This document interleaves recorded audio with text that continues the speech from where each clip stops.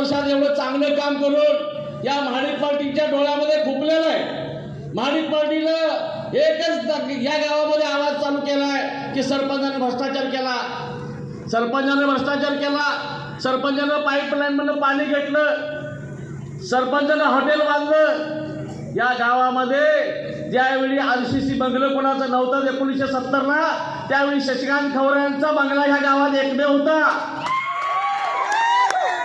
आणि मला सांगायचं आहे शोमिका महाडिक वहिनी, तुम्ही ह्या गावात ज्यावेळी तुमचे सासरे आले त्यावेळी या गावामध्ये भाड्याने राहिलेले आहेत, मग तुमची प्रगती कशातून झाली मला हे विचारायचं आहे। तुम्ही भ्रष्टाचार केला काय?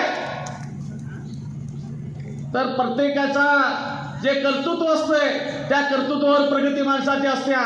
तुमची एवढी प्रगती झाली ती कशामुळे झाली? बेडक्याचा कारखाना कशामुळे झाला? अरे मी पाणी घेतलं, मी कायदेशीर मार्गाने पाणी घेतलं, त्याचं बिल भरतोय मी। ज्या महाडिक दूध